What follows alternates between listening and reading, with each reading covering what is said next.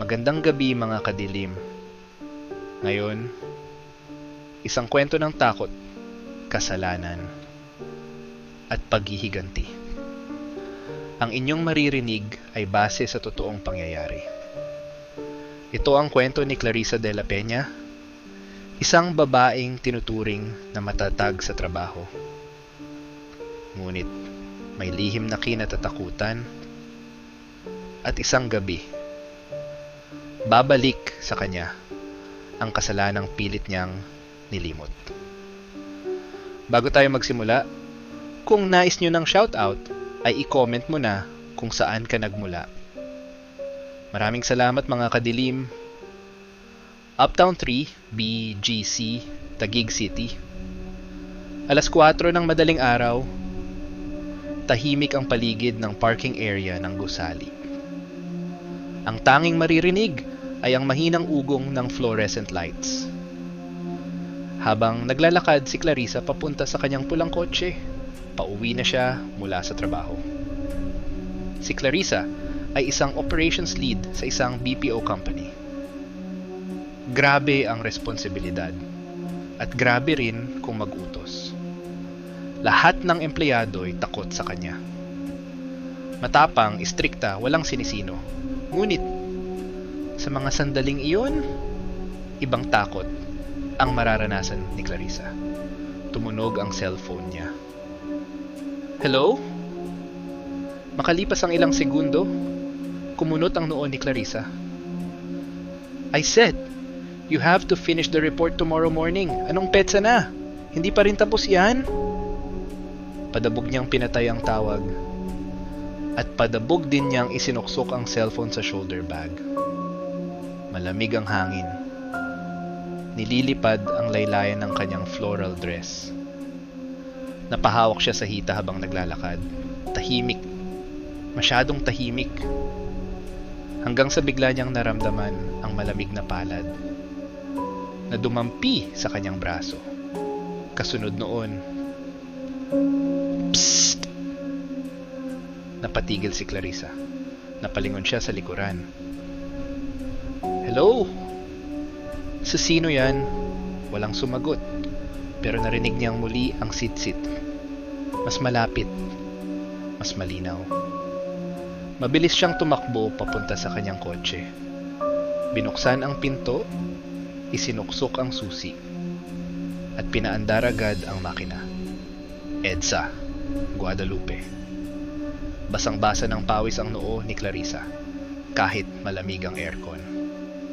Pinindot niya ang radyo para lang may marinig. Pero habang tumatakbo, muli niyang narinig ang sit-sit na yon. Ngayon, parang nanggagaling na sa ilalim ng sasakyan.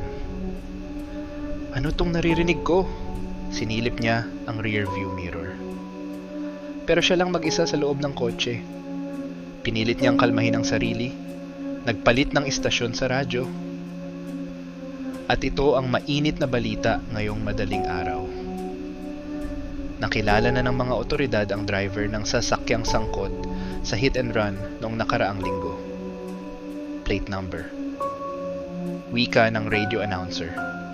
Bigla niyang pinatay ang radyo. Damn! Puro krimen na lang.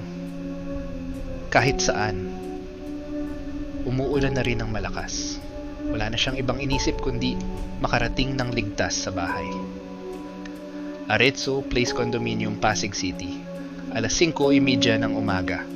Pagkaparada, binuksan niya ang payong at mabilis na tumakbo papasok sa kondo. Good morning po, Ma'am Clarissa. Gusto niyo po ng kapet pandesal? Pagbati ng guard sa kanya. Tanguan lang ang sinagot ni Clarissa. Wala na siyang gana makipag-usap. Pagpasok sa elevator, malalim ang buntong hininga niya. Sa wakas, mag-isa rin ako. Pinindot niya ang number 20 at nagsimulang umakyat ang elevator. 1, 2, 3, 4, mabilis ang akyat. Hanggang umabot sa 13. Tumigil bigla ang elevator. Bumukas ang pinto. Tahimik. Walang tao. Up? May sasakay ba? Wika ni Clarissa.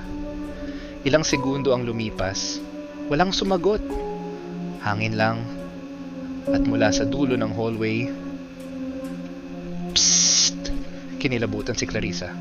Pinindot niya agad ang close button, pero ayaw magsara ng elevator. Muli niyang narinig ang sit-sit.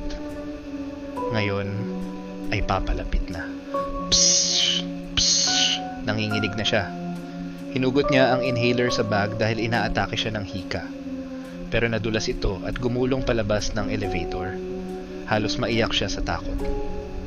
Pero kailangan niyang kunin iyon. Lumabas siya ng elevator, dinampot ang nebulizer, at nagsimulang huminga muli.